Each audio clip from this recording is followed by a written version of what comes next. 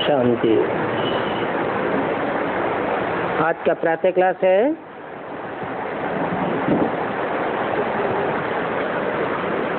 17 अगस्त 1968।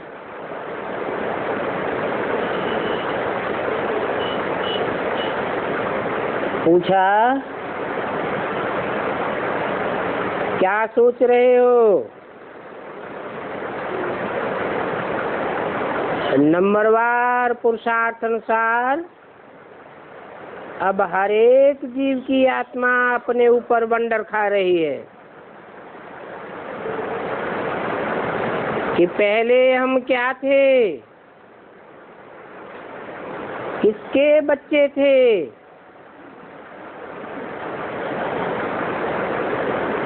और क्या ले रहे थे।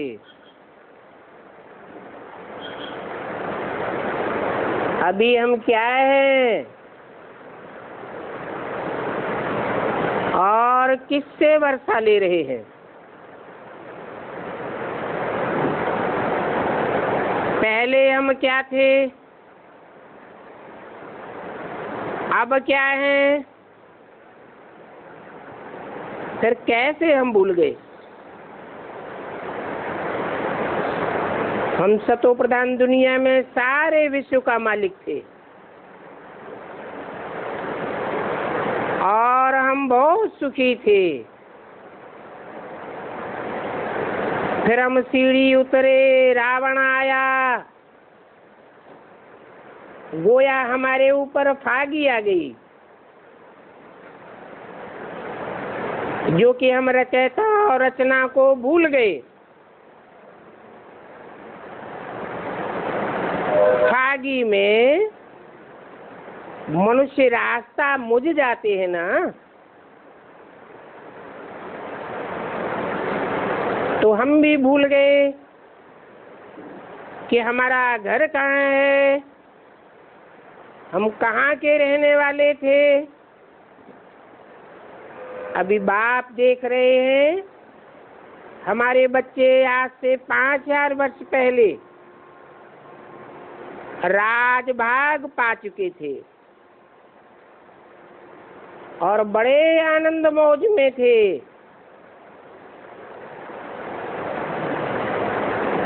और यही पौधे फिर अब क्या हो गए, कैसे रावण के राज्य में आ गए। क्योंकि पुराने राज्य में तो जरूर दुख ही मिलता है।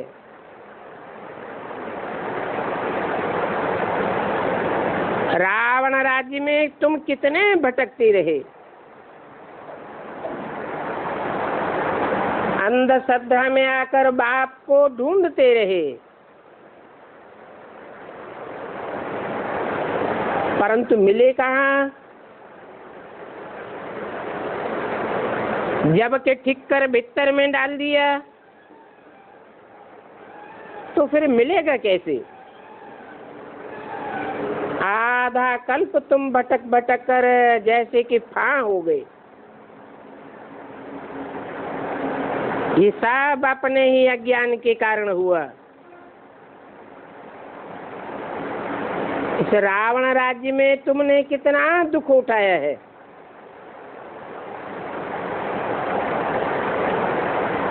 सारा भारत भक्ति मार्ग में कितना गरीब बनता गया।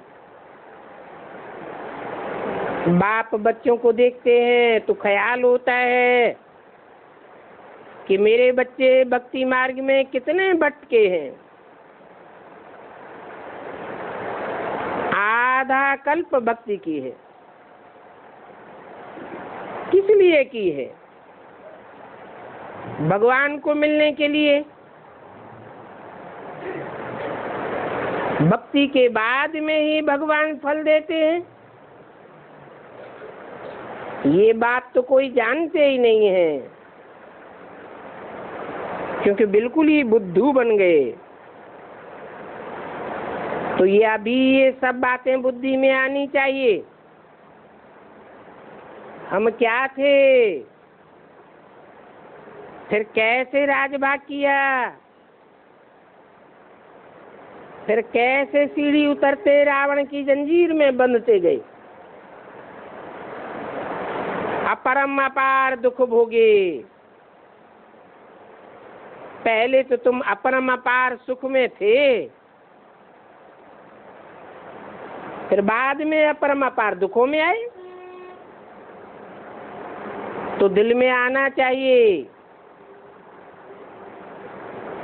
कि हमको अपने राज्य में कितना सुख था।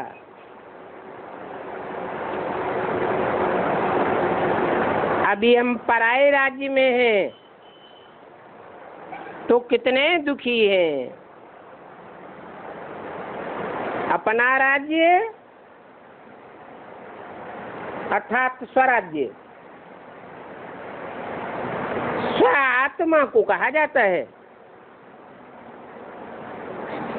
पर रावण है 5 तत्व पर हैं, और इस 5 तत्वों के पुतले में स्थिति को भूलने के कारण हम देवान में आ गए।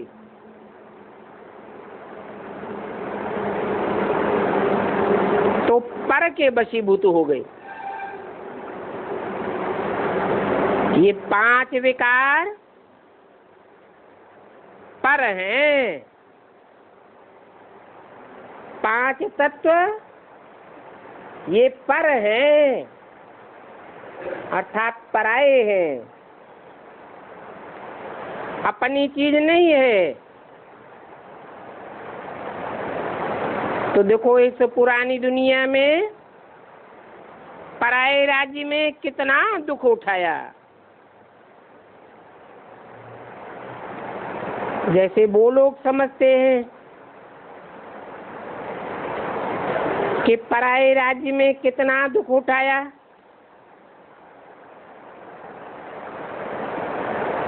वास्तव में पहले थे तो बहुत अच्छे।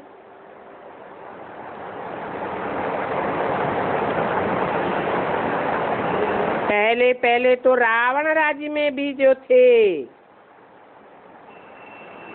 वो सतो थे, अभी वो भी तमोपन गए।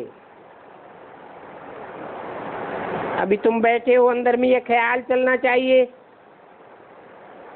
कि पहले हम कौन थे, किसके बच्चे थे। बाप ने हमको सारे विश्व का राज्य दिया, फिर कैसे हम रावण राज्य में जकड़ गए। कितने दुख देखे और कितने कितने गंदे गंदे काम किए। ये सृष्टि दिन प्रतिदिन और ही गिरती जाती है।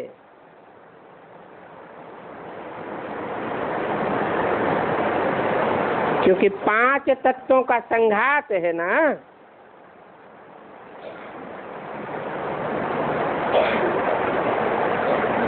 आत्माएं यहाँ की रहने वाली नहीं है। आत्माएं तो आत्मलोक की रहने वाली है।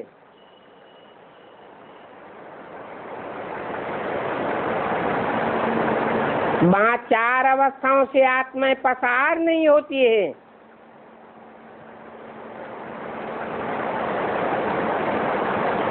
सतयुग त्रेता में तुम भी सात्विक स्टेज में थे।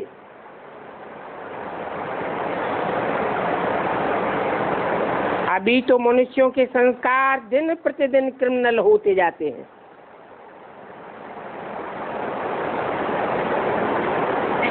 तो ये बात बच्चों की स्मृति में आनी चाहिए कि क्राइम कहाँ से शुरू होता है। देवान में आने से क्रिमिनल बने। बाप देखते हैं कि ये पौधे पहले पवित्र थे, जिनको राज भाग दिया था, बाद में ये मेरे ऑक्यूपेशन को ही भूल गए।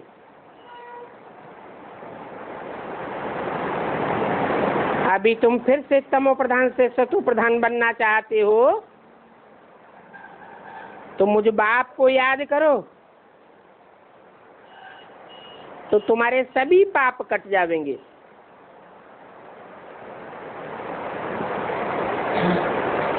परंतु याद नहीं कर सकते हैं, बार बार कहते हैं बाबा हम भूल जाते हैं। रावण ने देवान में जकड़ लिया है ना। अरे तुम याद नहीं करोगे तो पाप कैसे कटेंगे? याद करना है उसको जो सदा निष्पाप है, सदा शिव कहा जाता है। तामसी तन में आता है तो भी निष्पाप है।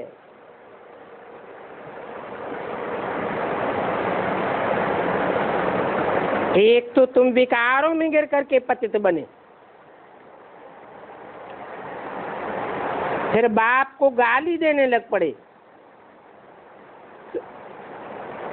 रावण राज्य में आकर तुम हमारे दुश्मन बन गए।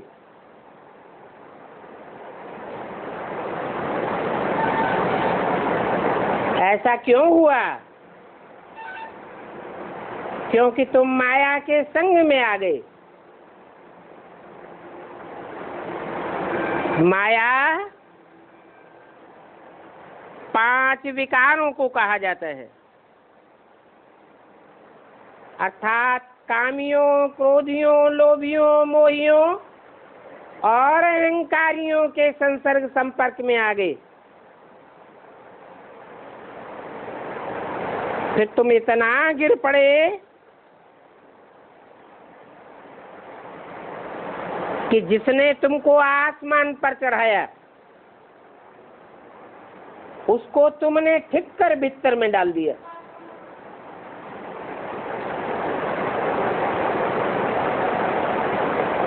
तो तुम खुद ही ठीक कर बिस्तर बन गए,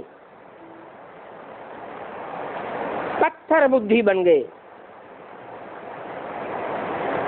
माया के संग में आकर तुमने ऐसा काम किया है।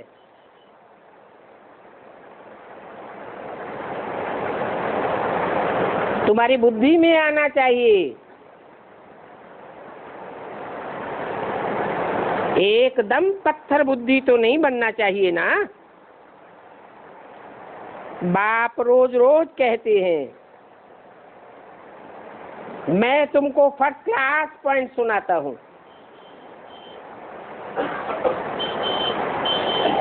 जैसे बॉम्बे में संगठन हुआ,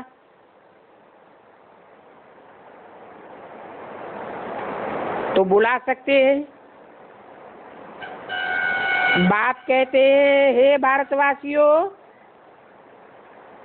तुमको हमने सदैव ही राज भाग दिया।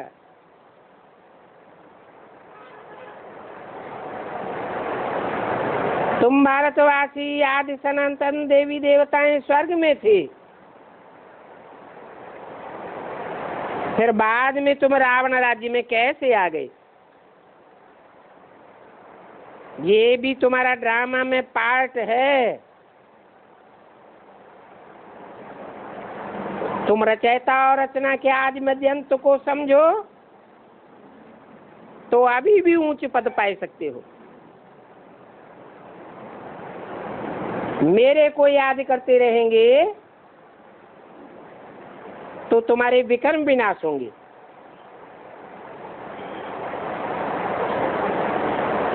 यहाँ पर भले सभी बैठे हैं,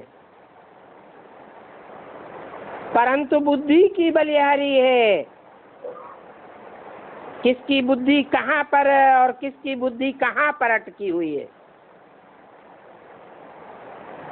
नहीं तो बुद्धि में ये आना चाहिए कि पहले हम कहाँ पर थे और अभी कहाँ पर हैं। अभी हम पुराने रावण राज्य में आकर गिरे हैं।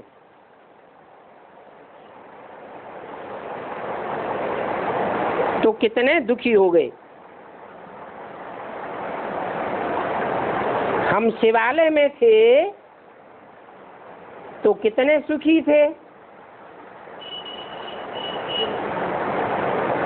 शिवालय और वैश्यालय, शिवालय कहा जाता है जहाँ सब देवी देवताएं एक शिव को ही याद करते हैं, और वैश्यालय कहा जाता है जहाँ सब जाने वालों की बुद्धि एक वैश्या में लगी रहती है और वैश्या की बुद्धि अनेकों में लगी रहती है।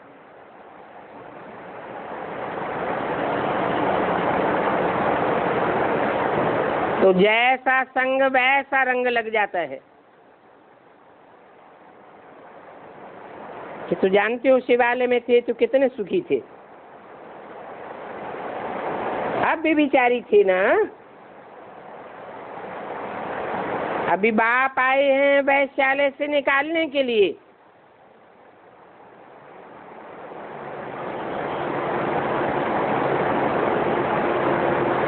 तो भी निकलते नहीं हैं। बाप बार बार पूछते हैं तुम शिवालय में चलोगे? सोच लो, फिर वहां ये बिख नहीं मिलेगा।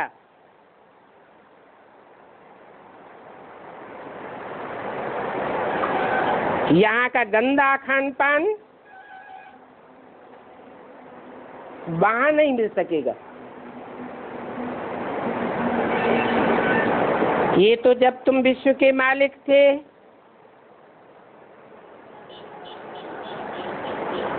तो कितना ऊंच खान पान रहन सहन था।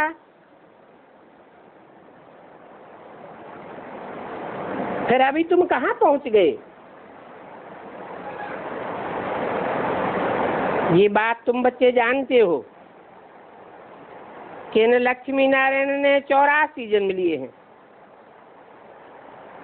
अभी फिर से ये अपना राजभाग ले रहे हैं। समझना और समझाना तो कितना सहज है, और ये तो बाप समझाते हैं।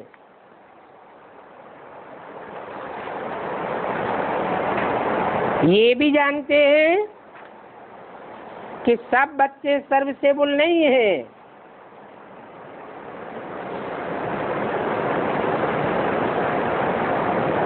क्योंकि अगर सब सर्विसेबल बन जाएं तो सबको राजधानी में उच्च पद मिलना चाहिए।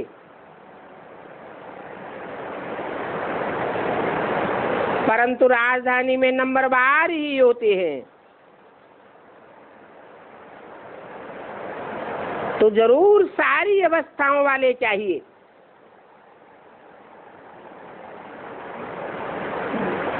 राजाएं भी चाहिए, रानियां भी चाहिए,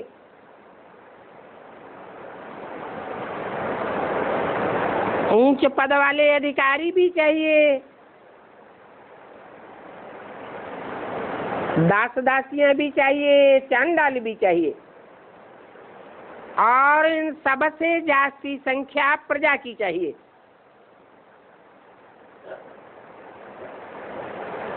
तो कोई भी आवे तो समझाना चाहिए हमको फिर से श्रीमत पर राजधानी स्थापन करनी है।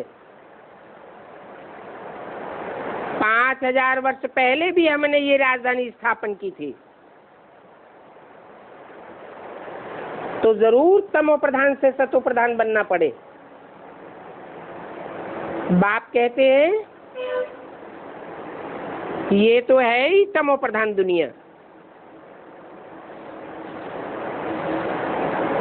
जब एक्यूरेट पुरानी दुनिया हो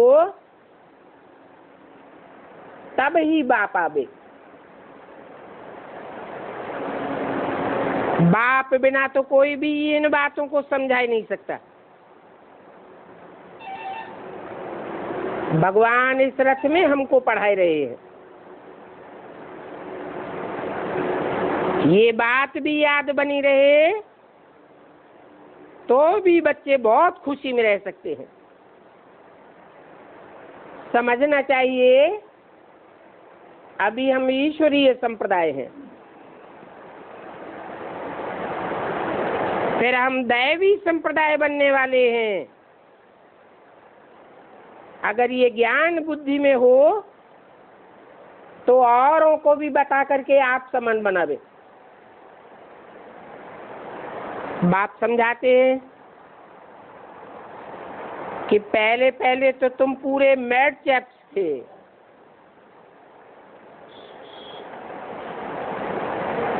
कितनों की बुद्धि में से अभी भी बंदरों का पागलपन जाता ही नहीं है। ऐसे क्रिमिनल कैरेक्टर बन गए हैं कि सुधरते ही नहीं है। और उसमें भी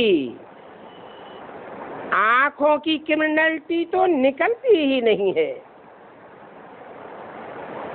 एक तो है काम विकार की क्रिमिनलिटी, बड़ा मुश्किल से छूटती है। फिर साथ में और भी 5 विकार है। क्रोध की भी क्रिमिनलिटी कितनी भारी है, बैठे बैठे भूत आ जाता है। तो ये क्रिमिनलिटी हुई ना, सिविलाइज तो कोई हुआ ही नहीं है। तो बोलो नतीजा क्या होगा? जरूर 100 गुना पाप चढ़ता जाएगा।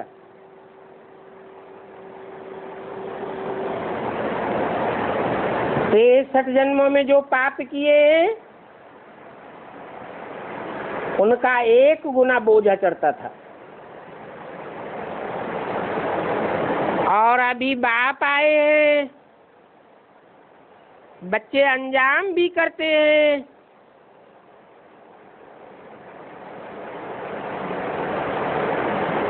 बाप बताते भी हैं कि 1 बार माफ, 2 बार माफ, बार बार तो माफ नहीं होता रहेगा। फिर 100 गुना पापों का बोझ चढ़ता जाता है। बार बार क्रोध करते रहेंगे तो क्या हाल हो जाएगा? बाप समझाते हैं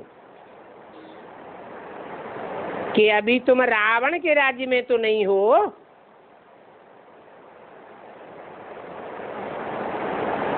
है? अभी रावण के राज्य में नहीं है। जब ज्ञान बुद्धि में होता है, हाँ, आपकी ज्ञान जब बुद्धि में रहती है तो रावण बच सकते ना। प्रश्न है रावण के राज्य में हो या नहीं हो? राम आया ना। इसका मतलब कोई राम को पहचान ले, जान ले, मान ले, फिर भी कहे मैं तो रावण राज्य में हूँ, रावण को राजा मानता हूँ, तो उसको क्या कहेंगे? पहचाना है या नहीं पहचाना है?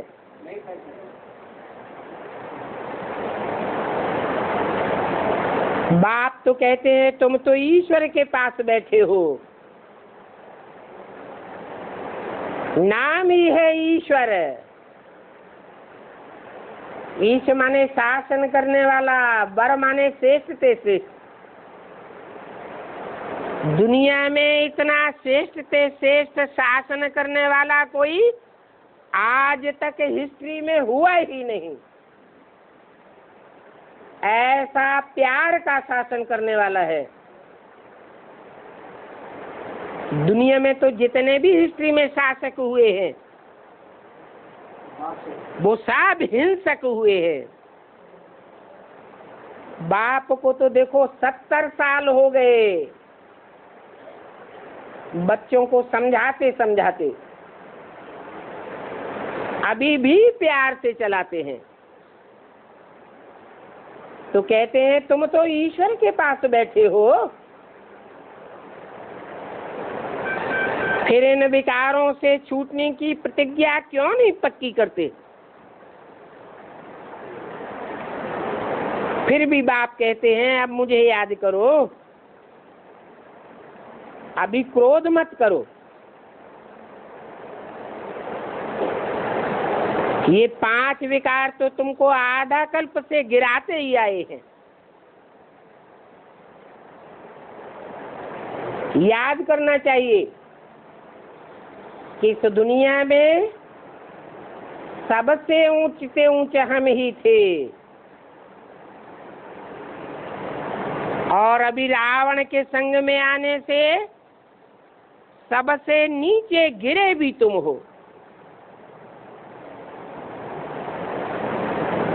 इन कामियों ने, क्रोधियों ने, लोभियों ने, मोही और अहंकारियों ने तुमको गिराया है। तुम तो पहले देवता थे,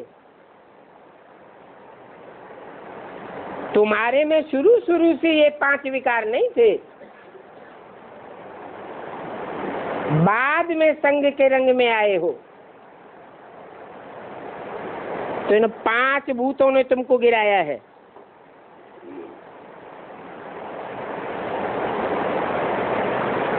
ये 5 भूत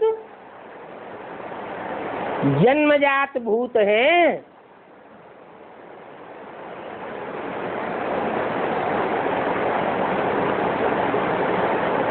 कब से आए?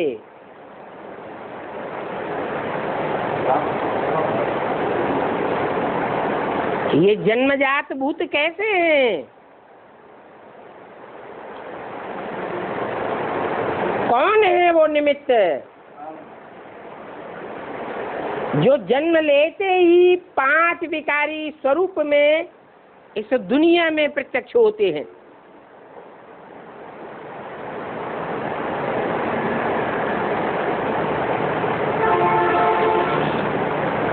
पहला है काम का भूत।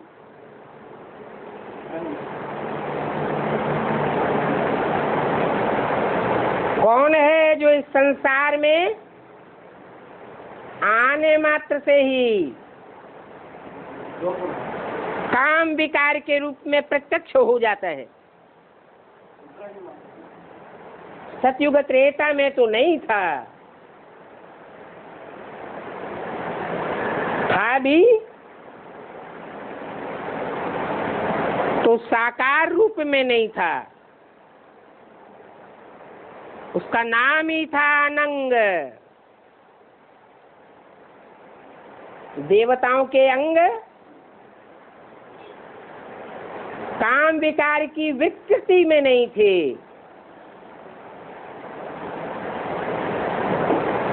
जब से द्वापर शुरू हुआ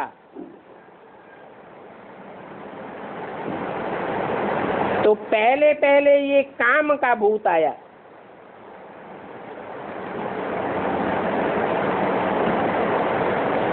और आते ही संग का रंग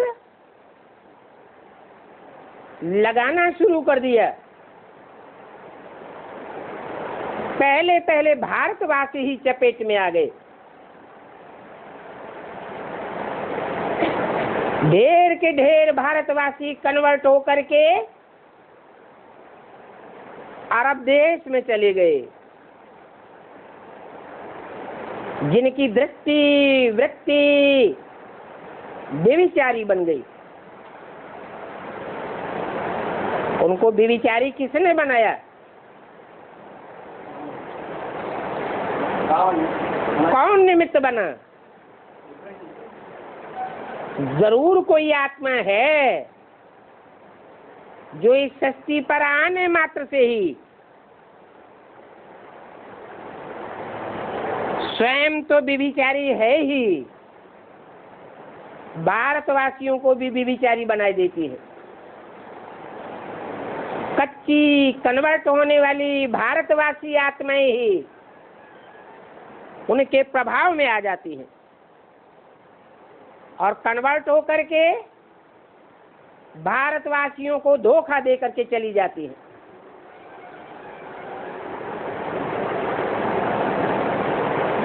इन 5 भूतों में ये है मुख्य भूत। तुम बिल्कुल बंदर से भी बदतर बन गए।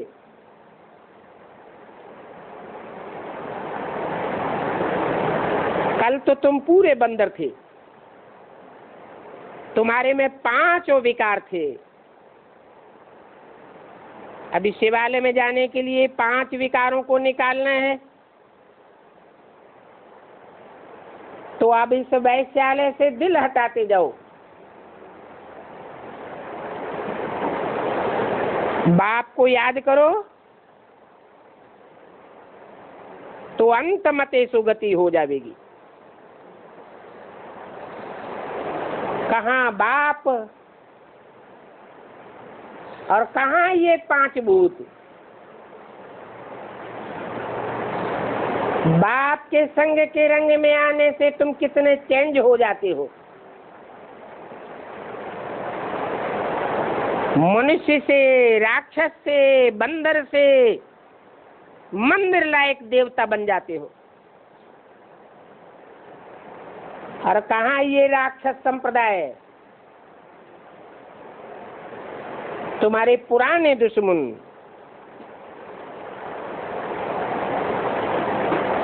अभी तुम बाप को याद करेंगे तो बाप के घर पहुंच जाएंगे।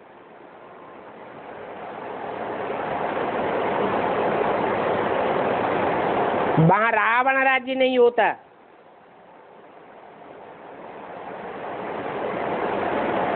सदैव एक रस स्थिति रहती है। तुम शांत स्वरूप आत्मा थे। बाप के सिवाय उस शांति धाम जाने का रास्ता और कोई भी बता ही नहीं सकता।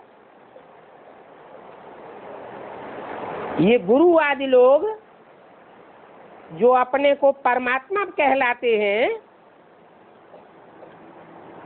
उनको हिरण्यकश्यप कहा जाता है। हिरण्य अर्थात सोने जैसी सच्ची सच्ची आत्माओं के काश्य को, अर्थात तेज को, पवित्रता को पीने वाले हैं। इसलिए हिरण्यकश्यप कहा जाता है। अपने को भगवान समझते हैं।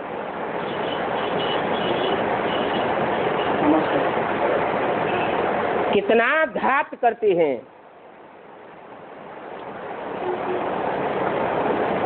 बड़े से बड़े हिरण्यकश्यप वो हैं जो अपन को भगवान कहलाते हैं। वो हैं सबसे बड़े दैत्य।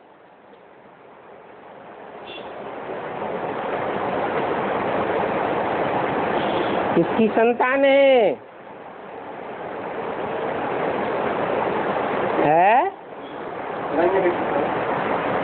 दिति की संतान दैत्य।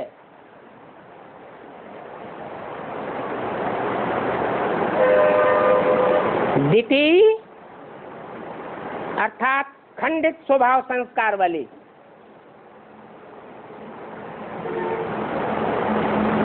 तुम कह सकते हो ये बड़े से बड़े दैत्य हैं। मम्मा ने जब इनको पत्र लिखा था उस पत्र में शायद ऐसे ऐसे अक्षर थे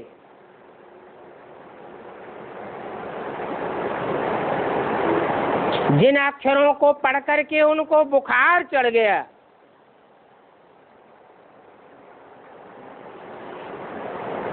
मम्मा ने बात तो ठीक लिखी हुई थी।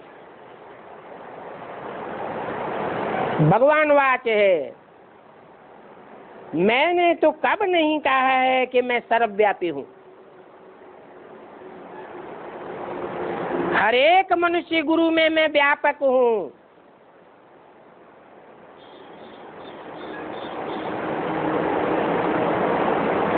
मैं तो एक हूं और एक व्यापी ही हूं। एक ही मुकर्रर रथ में संसार में प्रत्यक्ष होता हूं। उसके बावजूद भी उस रथ के द्वारा मैं कभी नहीं कहता हूं कि मैं भगवान हूं, मैं शिव हूं, मैं गीता का भगवान हूं, ब्रह्मा हूं।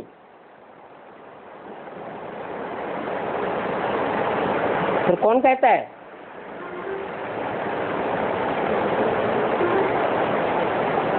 पहले पहले कौन कहता है इस संसार में कि मैं ब्रह्मा हूं, मैं कृष्ण हूं, मैं शिव हूं? कौन कहता है? न कोई प्रूफ, न कोई प्रमाण। भक्ति मार्ग में भक्त लोग हर एक गुरु के पीछे तालियां बजाते रहते हैं, सत्य वचन महाराज बोलते रहते हैं। भक्ति मार्ग है ही अंधश्रद्धा का मार्ग। प्रूफ प्रमाण तो कुछ भी नहीं। तुम बच्चे तो हो बुद्धिमान बाप के बुद्धिमान बच्चे, बिना प्रूफ और प्रमाण के कोई बात मानने के लिए तैयार नहीं होते हो। अभी तुम जानते हो कि मैं सर्वव्यापी नहीं हूं। मैं तो एक व्यापी होकर आता हूं। मैंने ही राजयोग सिखाया है और कहता हूं कि राजयोग से तुम बच्चों को नंबरवार विश्व का मालिक बनाता हूं। जब एक बार मालिक बन जाते हो तो वहां इस राजयोग की, इस ज्ञान की दरकार ही नहीं रहती। मनुष्य से सदैव के लिए तुम देवता बन जाते हो। अर्थात तुम बाप का वर्षा पाई लेते हो। सूर्यवंशी चंद्रवंशी वर्षा पाए जाते हो। सन्यासी तो इन बातों को जानते ही नहीं हैं, तो बाप ही जानते हैं। जो जानते हैं वो तुम बच्चों को बताते हैं। और इसमें कोई भी हठ योग आदि की बात नहीं है। सिर्फ कहते हैं अपन को आत्मा समझो, इस देह को भूलते जाओ। देह 5 तत्वों का पुतला है। 5 तत्व जड़ होते हैं। तुम जड़ नहीं हो, तुम तो चैतन्य आत्मा हो। तो अपने चैतन्य स्वरूप को जानना चाहिए ना। उसे याद में टिकना चाहिए ना। तुम घड़ी घड़ी अपने को शरीर क्यों समझते हो? शरीर समझते हो, देह भान में आते हो तो देह के सुखों की ओर बुद्धि दौड़ती है। अभी तुमको तो अतीन्द्रिय सुख पाने वाला बनना है। इन इंद्रियों के सुखों की ओर जब तक दौड़ते रहेंगे तब तक अतीन्द्रिय सुख की महसूसता नहीं होगी। तो प्रैक्टिस करनी चाहिए कि मैं ज्योति बिंदु चैतन्य आत्मा हूं, मैं 5 तत्वों का पुतला देह नहीं हूं। देह समझने से वे ज्ञान नहीं उठा सकेंगे।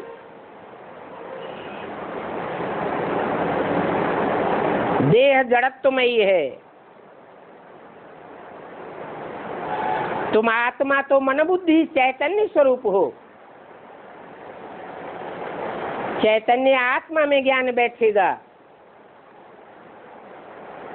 जड़ देह समझने से ज्ञान थोड़ा ही बैठेगा।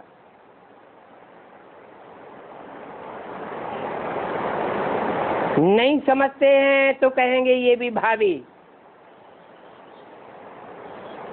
अभी तुम समझते हो, पहले हम रावण राज्य में थे, अभी फिर से राम राज्य में जाने के लिए पुरुषार्थ कर रहे हैं। क्या कर रहे हैं? पुरुषार्थ। देहार्थ नहीं, शरीरार्थ नहीं। ये शरीर इस एक जन्म के लिए है। पुरुष आत्मा को कहा जाता है। पुरु माने पूरी,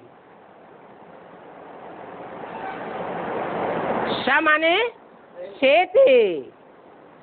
इस शरीर रूपी पुरी में शयन करने वाली, आनंद लेने वाली, सुख भोगने वाली आत्मा है, उसे पुरुष कहा जाता है। तो आत्मा के लिए तुम जो कुछ करते हो वो तुम्हारी अनेक जन्मों की कमाई होती है। इस देह के लिए जो भी करते हो वो सिर्फ कितने जन्म के लिए? एक जन्म के लिए होता है। जानते हो अभी हम कलयुगवासी नहीं हैं, हम पुरुषोत्तम संगम युगवासी हैं। ऐसे युग के वासी हैं जहां पुरुषों में उत्तम से उत्तम आत्माएं इस संसार के बीच में प्रत्यक्ष होने वाली है।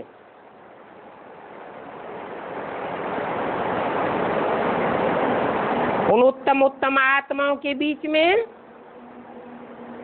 हमारा कौन सा उत्तम स्टेज है, हमारा कौन सा नंबर है, ये बात बुद्धि में आनी चाहिए। बल तुम अपने घर में भी रहो, नहीं तो इतने सारे बाप के पास कहाँ आकर रहेंगे। ब्राह्मण बनकर भी ब्रह्मा के पास सब नहीं रह सकते हैं। रहना भी अपने अपने घर में है और बुद्धि से समझना है कि अभी हम शूद्र नहीं हैं, हम तो ब्रह्मा की औलाद ब्राह्मण हैं।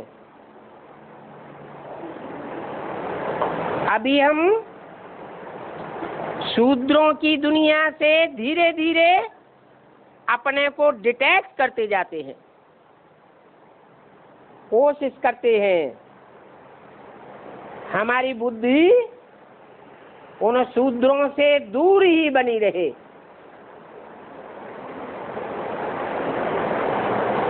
उनके साथ में रहेंगे तो कुछ न कुछ खिटपिट होती रहेगी। उनके संग का रंग हमारे ऊपर लगता रहेगा, क्योंकि उनका संग हमारे ऊपर क्यों लगता रहेगा? हमको भगवान पढ़ाता है, सर्वशक्तिवान पढ़ाता है, तो हमारा संग उनके ऊपर लगना चाहिए या उनका संग हमारे ऊपर लगना चाहिए? है नहीं, एक भगवान ही है, वो ही एक ऐसी आत्मा है जिसको संग का रंग नहीं लगता है। बाकी जितने भी मनुष्य मात्र हैं सबको मेजॉरिटी का संग लगता है। अरे एक दो हो उनके ऊपर हम विजय प्राप्त कर भी लें। इस दुनिया में शूद्रों की संख्या कितनी है? सारी दुनिया शूद्रों की है। संघौ शक्ति ही कलौ युगे, कलयुग में जिनका ज्यादा बड़ा संगठन होता है उनके ही वाइब्रेशन काम करते हैं, उनके वाइब्रेशन से सब प्रभावित होते हैं।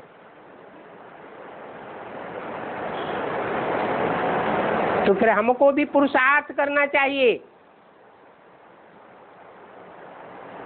कि हम ब्राह्मणों का ऐसा संगठन तैयार हो जिसमें कोई भी शूद्र, कोई भी विकारी प्रवेश न कर सके। बाप कहते भी हैं आगे चल करके तुम ब्राह्मण बच्चों का ऐसा परिवार तैयार हो जाएगा जिसमें एक भी विकारी पांव भी नहीं रख सकेगा।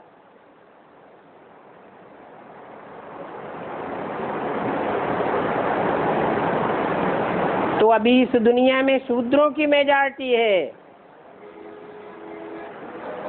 तुम ब्राह्मणों को अपनी दुनिया ही तैयार करनी चाहिए। तुम ब्राह्मण अभी इस दुनिया में माइनॉरिटी हो, वो शूद्र तो मेजॉरिटी है। इतने बड़े शरीर में चोटी का हिस्सा तो बहुत छोटा होता है और तुम तो ब्राह्मण चोटी हो।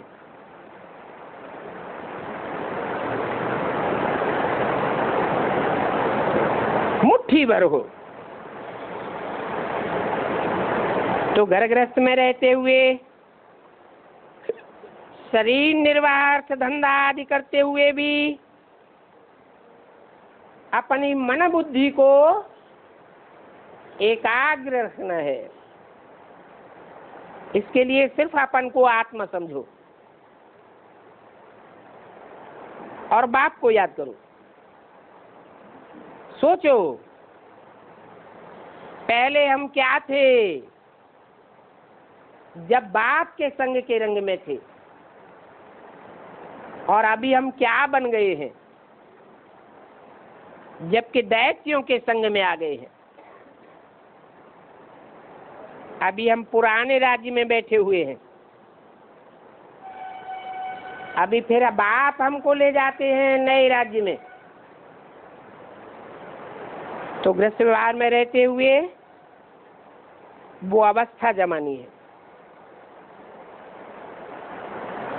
तुम बच्चों की नंबरवार अवस्था जमेगी, फिर छटनी होगी,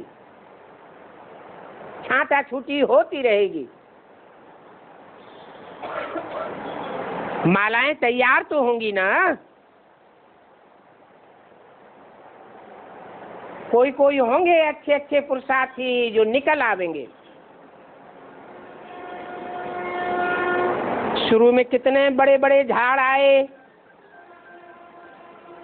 फिर उनमें से कोई कोई ठहरे, बाकी तो सब चले गए।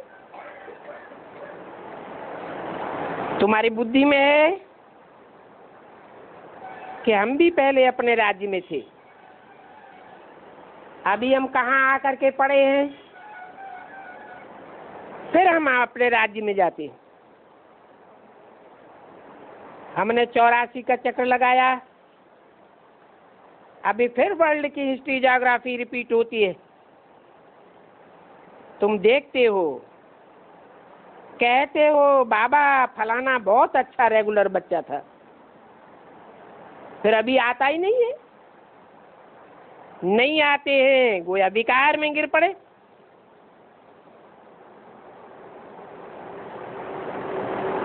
फिर ज्ञान की वो धारणा नहीं हो सकती है। उन्नति के बदले और ही पाई पैसे का पद पाई लेंगे। पाई पैसे का पद है प्रजापद, उसमें भी नंबरवार होते हैं। कोई फर्स्ट क्लास प्रजा, बड़े बड़े साहूकार, कोई सेकंड क्लास प्रजा, छोटे छोटे साहूकार, कोई थर्ड क्लास प्रजा, कोई फोर्थ क्लास भी बन पड़ते हैं। तो देखो कहाँ राजा और कहाँ ये नीच।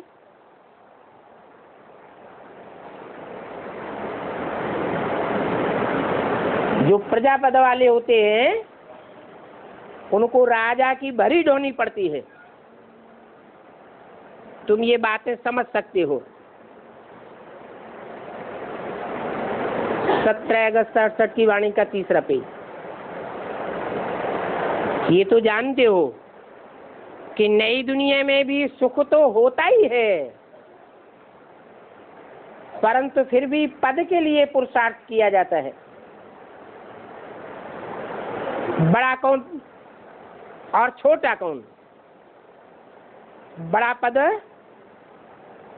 कौन कौन पा सकते हैं वो तुम अभी भी समझ सकते हो।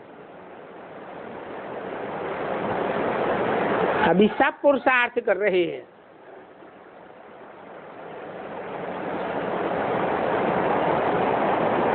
किंग महेंद्र वाला वो भी पुरुषार्थ कर रहा है।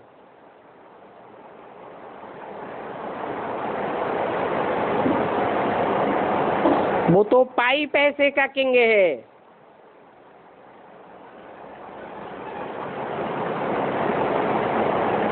और ये तो सूर्यवंशी राजधानी में जाने वाला है।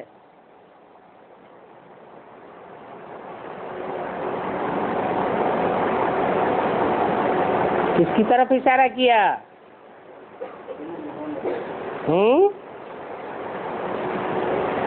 पुरुषार्थ ऐसा है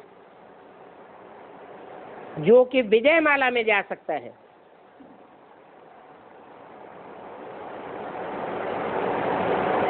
उस समय जिस महेंद्र के सामने बैठे बैठे बात कर रहे थे वो आगरे का महेंद्र तो अभी शरीर छोड़ गया।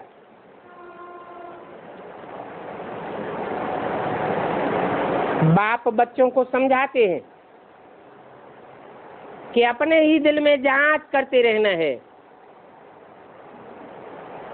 हमारी आंखें कोई क्रिमिनल काम तो नहीं करती हैं।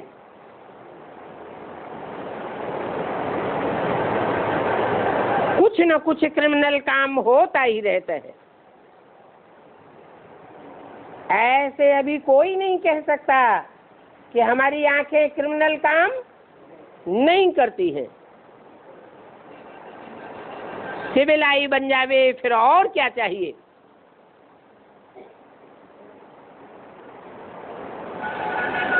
बल विकार में नहीं जावेंगे,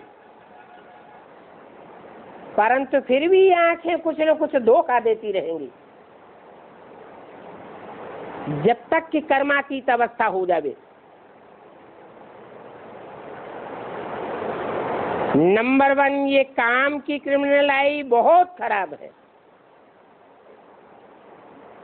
इसलिए ही नाम है क्रिमिनलाइज्ड, सिविलाइज्ड। बेहद का बाप बच्चों को जानते हैं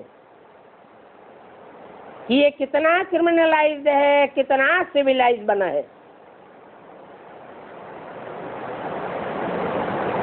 ये बच्चा क्या क्या काम करते हैं, कितनी सर्विस करते हैं, ये जानते हैं कि इनकी क्रिमिनल आई अभी तक गई नहीं है। बाप के पास तो सब के गुप्त समाचार आते रहते हैं,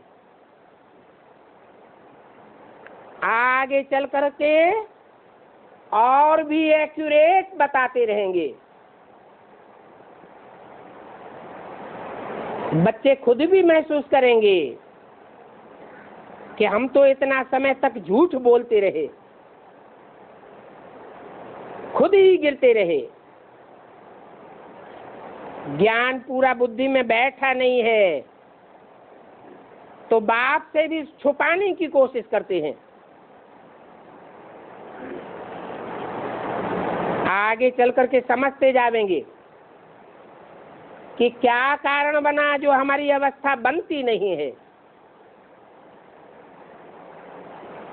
बाप से हम छुपाते रहे। ऐसे बहुत ढेर के ढेर हैं जो छुपाते ही रहते हैं। नहीं तो इस रूहानी सर्जन से अपनी बीमारी छुपानी नहीं चाहिए, सच सच बता देना चाहिए कि हमारी बुद्धि कहाँ कहाँ जाती है।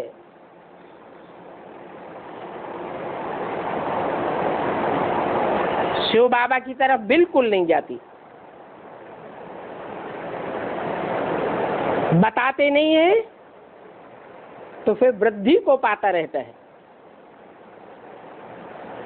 फिर कहते हैं हमको बाबा का चेहरा ही याद नहीं आता। अभी बाप समझाते हैं, बच्चे देही अभिमानी बनो, अपन को आत्मा समझो, भाई भाई समझो। पहले तुम कितने सुखी थे जबकि तुम पूज्य थे, अभी तो तुम पुजारी दुखी बन गए हो। भक्ति करते करते तुम पूरे नास्तिक बन गए हो।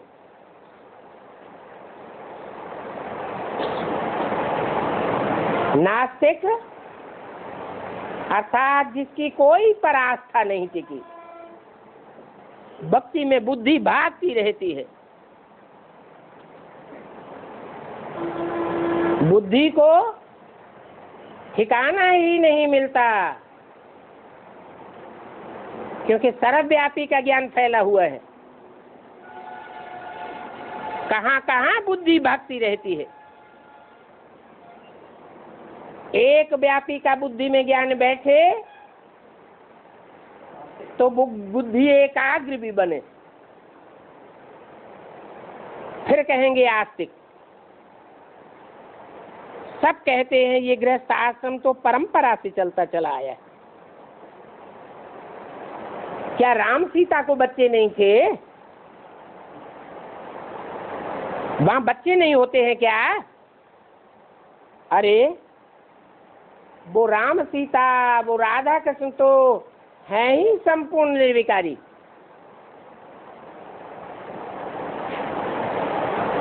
उनकी कर्मेंद्रियों से कोई विकृत कर्म होता ही नहीं है। वी माने विपरीत,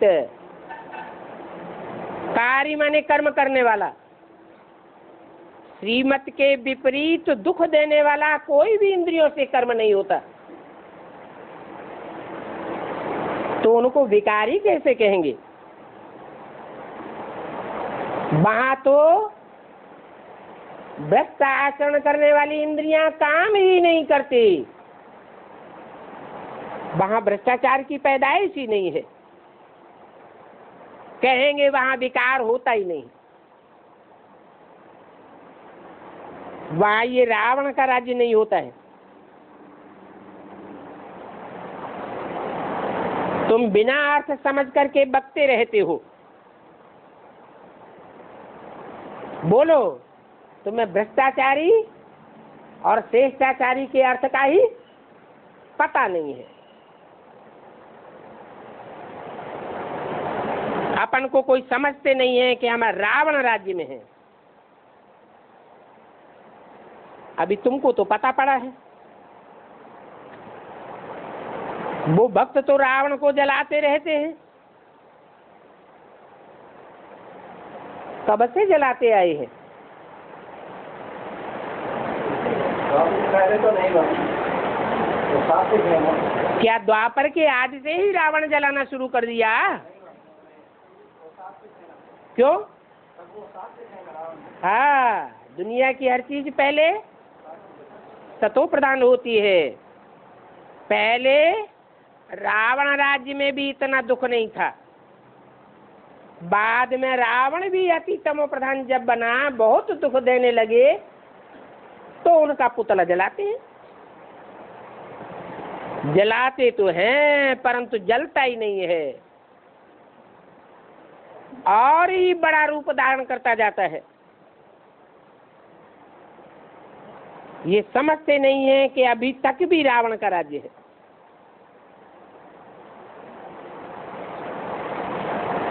हम ब्राह्मणों के ऊपर किसका राज्य है?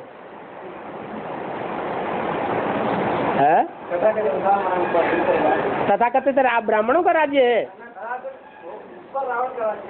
उन पर रावण का राज्य, हमारे ऊपर राम का राज्य। अरे राम का राज्य अपनी रानी के ऊपर भी नहीं है अभी।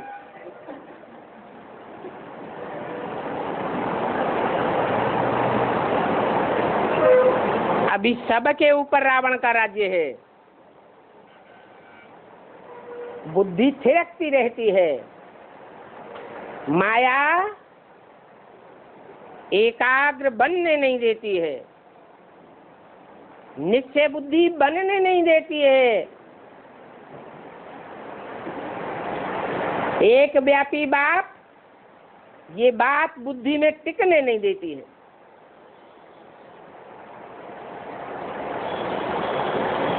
इसलिए गायन है, निश्चय बुद्धि विजयते। किस बात पर विजय होती है? विकारों पर विजय महसूस होती है। अनिश्चय बुद्धि विनश्यते। अपने अपने को पहचान सकते हैं कि हमारे ऊपर अभी तक किसका राज्य है। वहां तो होता है राम राज्य, वहां रावण कहां से आया? मनुष्यों की बुद्धि बिल्कुल चट खाते में चली गई है। ये बुद्धि को चट किसने किया?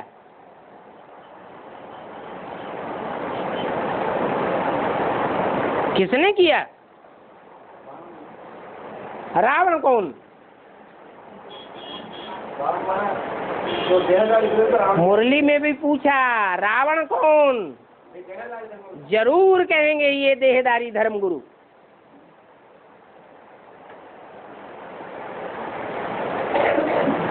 इन्होंने हमारी बुद्धि को चट खाते में डाल दिया।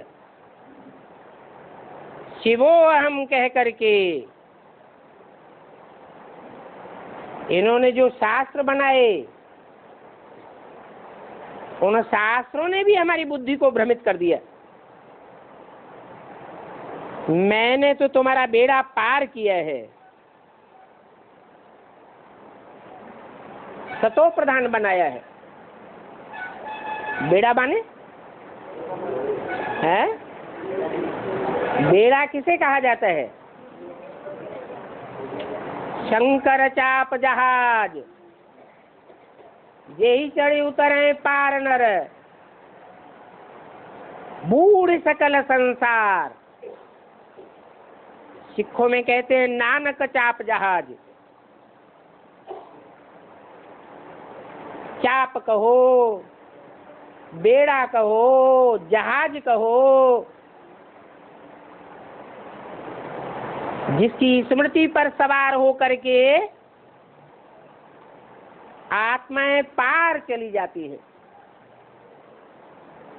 विषय वैतरणी कहो, संसार सागर कहो, इस विषय सागर के उस पार चली जाती है, क्षीर सागर में।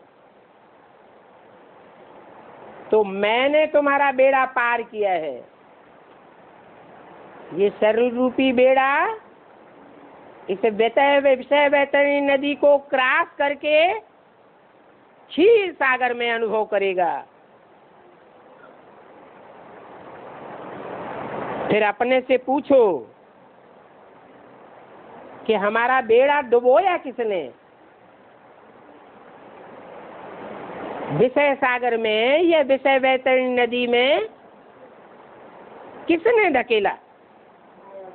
कहेंगे रावण ने। परंतु तुम भूल गए। कहते हैं ये तो परंपरा से चला आया है। राम सीता राधा कृष्ण उनको भी बच्चे थे,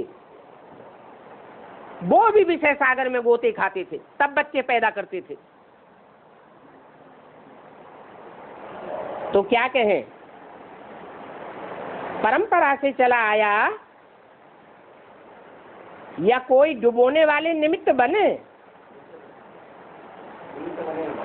कोई डुबोने वाले निमित्त बने।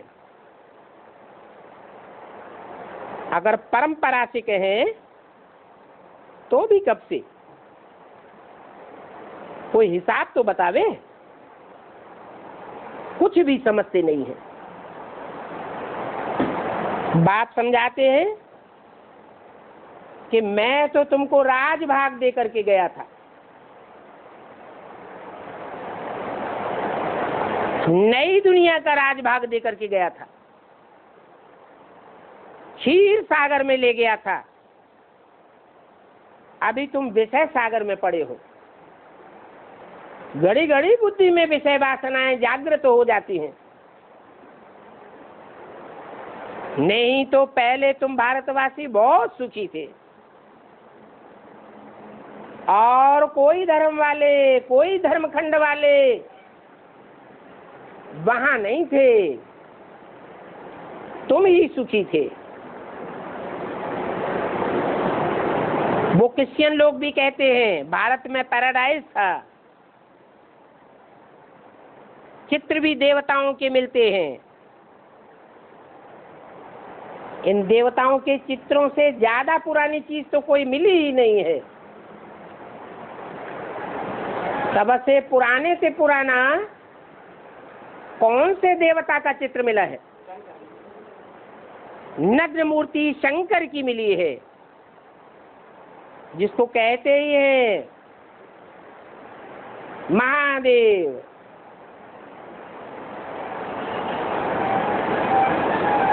पुराने से पुराना चित्र है, पुराने से पुरानी मूर्ति है। फिर कहेंगे ये लक्ष्मी नारायण पुराने से पुराने हैं।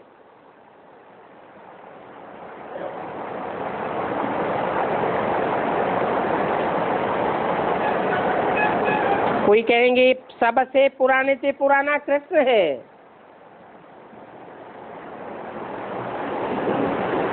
तो जरूर कहेंगे नए से नया कृष्ण होगा।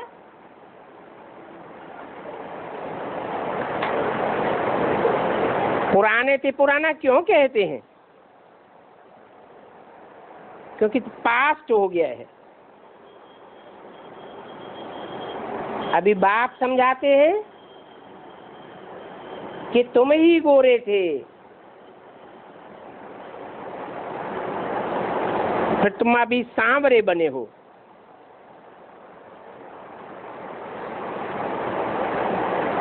कृष्ण इतना गोरा नहीं था, कृष्ण इतना सांवरा नहीं बनता है, लेकिन तुम सांवरे से सांवरे बनते हो और तुम गोरे से गोरे बनते हो। क्यों? क्योंकि कृष्ण और क्राइस्ट की राशि मिलाते हैं। क्रिश्चियंस न ज्यादा सतो प्रधान बनते हैं, न ज्यादा तमो प्रधान बनते हैं। तुम भारतवासी अति काले बनते हो और अति गोरे बनते हो। ओम शांति।